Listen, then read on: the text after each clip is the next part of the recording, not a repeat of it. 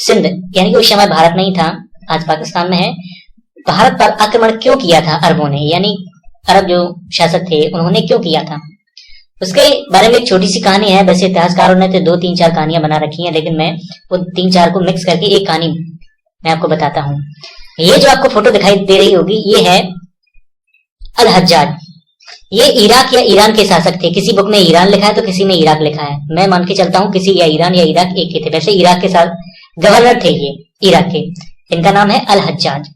इन्होंने क्या किया था कि अपने सेवकों को भेजा भारत और उनसे कहा कि भारत से कुछ दासियां और सेवक और बहुमूल्य वस्तुएं खरीद कर लाइए। तो इनके जो सेवक थे वो गए भारत और वहां से बहुमूल्य वस्तुएं, दासियां और सामान खरीद के लाए। इनका जो सामान था वो इस रास्ते से आ रहा था, इस रास्ते से इस तरह से जा रहा था।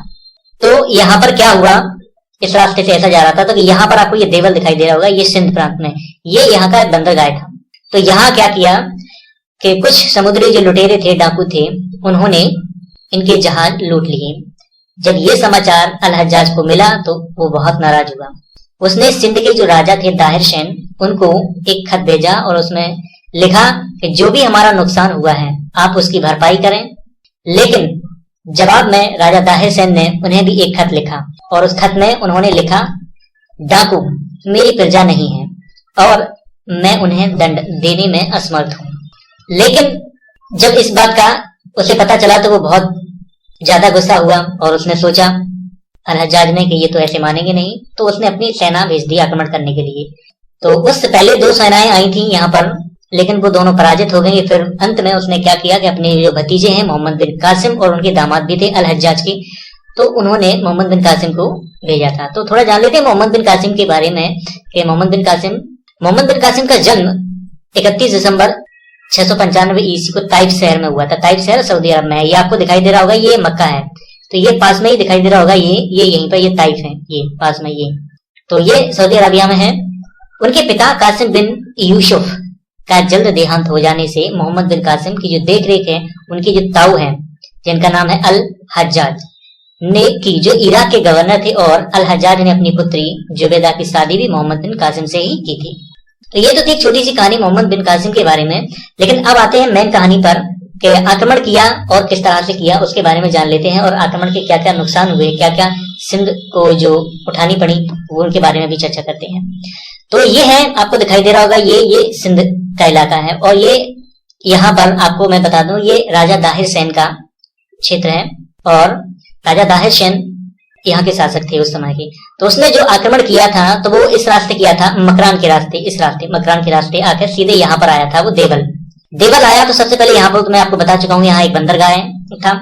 तो यहाँ उसने बंदरगाह पर आया और यहाँ पर उसने आसपास, बंदरगाह के आसपास खाइयां खुदवाना शुरू कर दिया, क्योंकि वो जानता था अगर मैं हार गया तो इस रास्ते वापस लौट जाऊंगा।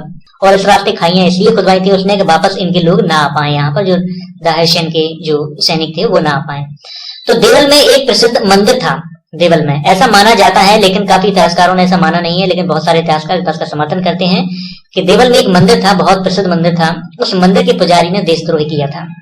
उस मंदिर के पुजारी ने अरब के जो सैनिक थे उनको सूचना दी और मोहम्मद बिन कासिम को भी दी कि जब तक इस मंदिर का ये ऊपर झंडा लगा हुआ है, ये झंडा फहराता रहेगा, तब तक आप यहाँ जीत नहीं सकते, तब तक आपकी विजय यहाँ पर नहीं होगी। तो मोहम्मद बिन कासिम ने क्या किया, एक बड़ा सा पत्थर लेके उस झंडे को गिरा दिया। जैसे ही झंडा वहां नीचे गिरता है तो देवल के जो लोग थे उनमें दहशत का माहौल पैदा हो गया। उन्होंने कहा कि कोई बाहर की शक्ति है जो आक्रमण करने आ गई। उसने सबको आदेश दिया, मोहम्मद बिन कासिम ने, सारे नगरवासियों को, देवल वासियों को, कि सारे लोग इस्लाम कबूल करें। लेकिन देवल के जो लोग थे उन्होंने इस्लाम कबूल नहीं किया और इसका परिणाम ये हुआ कि उसने जितने भी 17 वर्ष के ऊपर के जो लोग थे, चाहे वो महिला हो पुरुष हो, सबको मारने का आदेश दे दिया और सबको मार दिया गया। इसके बाद वो आगे बढ़ता है यहाँ पर ब्राह्मणबाद की ओर। ये ब्राह्मणबाद एक जगह का नाम है, ये उस समय की जगह का नाम था। वैसे सिंध की राजधानी तो अरोड़ थी, ये यहाँ पर थी, मैं दिखाया हूँ, ये यहाँ पर थी उस समय की राजधानी। और लेकिन राजधानी में वो राजा राज नहीं करते थे। यहाँ पर उन्होंने अपने पुत्र जयसिंह को यहाँ का राजपाट सौंप दिया था और यहाँ से मैन शासन होता था, यहाँ से ब्राह्मणबाद से। जब वो ब्राह्मणबाद की ओर बढ़ा यहाँ पर मोहम्मद बिन कासिम, और उसने जैसी सिंध, जो यहाँ पर जो सिंधु नदी है ये वाली, उसने ये पार करके, लगभग इतिहासकारों ने जो डेट बताई है वो 20 जून थी।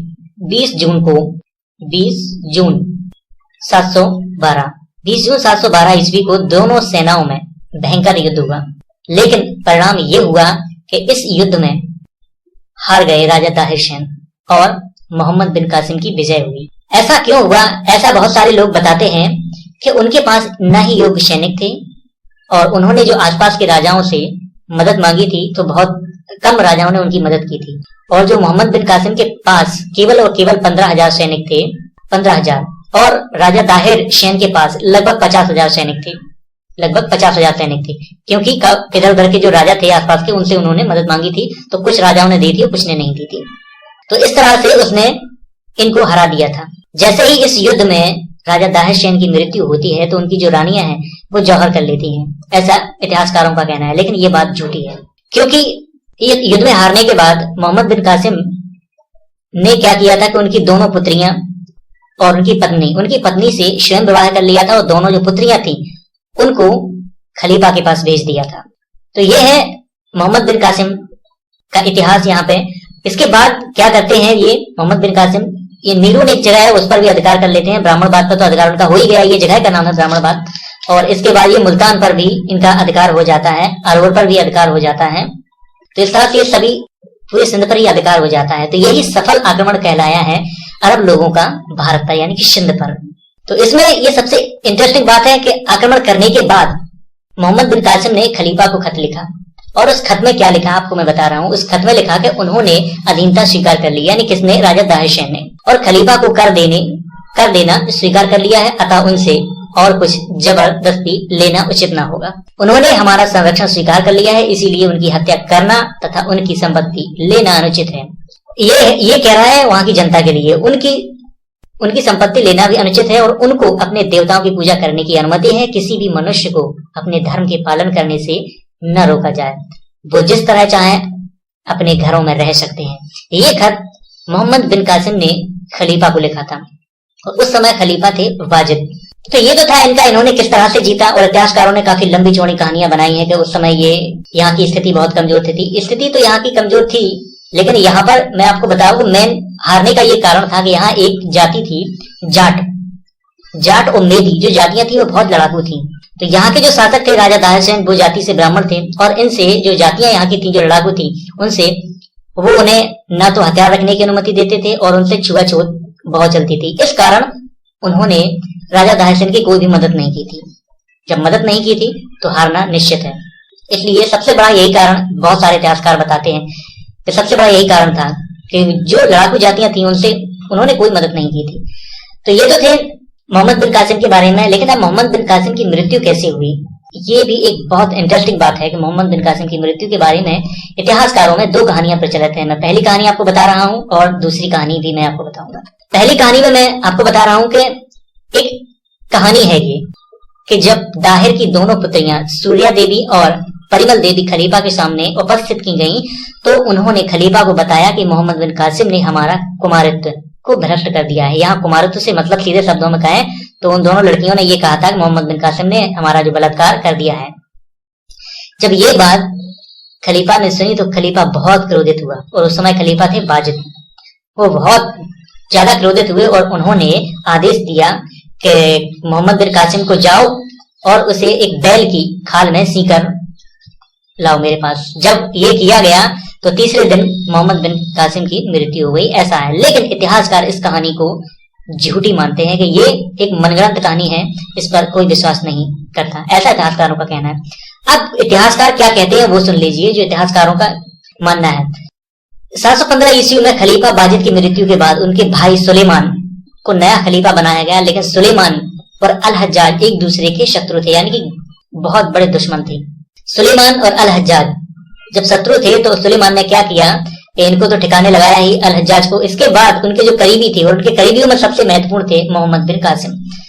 खलीफा ने आदेश दिया कि मोहम्मद बिन कासिम को बंदी बनाकर मेसोपोटामिया भेज दिया जाए। तो उसे बंदी बनाया और मेसोपोटामिया भेज दिया गया, और जहां पर उसे बहुत कठोर यातनाएं देकर मार दिया गया।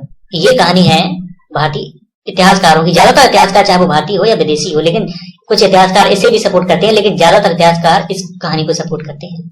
ये तो थे मोहम्मद बिन कासिम और उनके बारे में बहुत इंपॉर्टेंट जानकारियां। दोस्तों, अगर ये वीडियो आपको पसंद आया हो तो इसे लाइक एंड शेयर जरूर करें। अगला वीडियो